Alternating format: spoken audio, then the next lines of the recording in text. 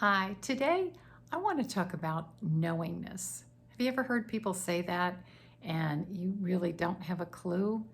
You know sort of what it is, yet you don't really know how to get to that place. So I think knowingness is so important because when you know, like you know, you're going to have faith and you're going to believe because it's really about believing, and it's about being able to move forward with that belief because you know. And it's actually a small piece that when you focus on this and get away from the bigger piece that most people will focus on, which is things that you can't do or things that you're worrying about or something that upsets you, maybe a relationship. And when you're focusing on those things, you're not pulling in that knowingness piece. And it's a feeling of everything's going to be okay.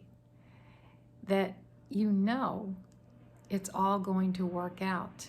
And the trick is to focus on that again, because when you're focusing on the other stuff, it's going to get bigger and bigger and bigger in your mind, and it's going to make you feel how? It's going to make you feel really miserable. It's going to make you feel sad, confused, overwhelmed, resentful. And you can't solve anything in those states, those lower states. So when you can take that knowingness and you can focus on that and maybe look back to maybe expand that, look back to all the times that you did pull through, that the worry was really for no concern because you got over it, or you wasted so much time thinking about it, or you maybe learned a lesson from it. In any case, it's not worth spending all the time that a lot of us do sit and worry. And if you're concerned about a relationship or your health, anything like that, your finances, you want to turn that around. And if you can have that belief, have that knowingness that it's all going to work out, it's all going to.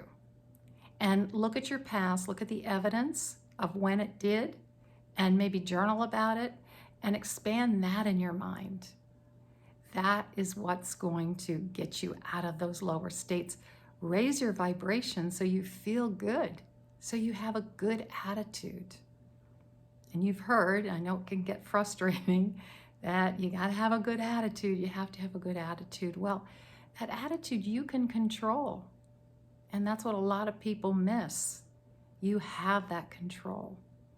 And so if there is something underlying within your subconscious mind, I'm a mindset coach, by the way. My name is Karen Treaster. And I work with clients on their subconscious mind because a lot of times things get buried within our conscious mind, all the stuff that happened when we were younger. And so it just comes out automatically. And sometimes we don't even know that. So of course it's going to interfere with our thought patterns and the way we feel. So a lot of times if you just close your eyes and kind of notice what's coming up for you, the way you're feeling, the emotion, maybe where you're feeling it, and just acknowledge it and just really just observe it and try to think of it neutrally. It's the same with a relationship. If you are in a relationship where you're angry with a person or resentful, it's just going to multiply. Now, I know this is a hard thing.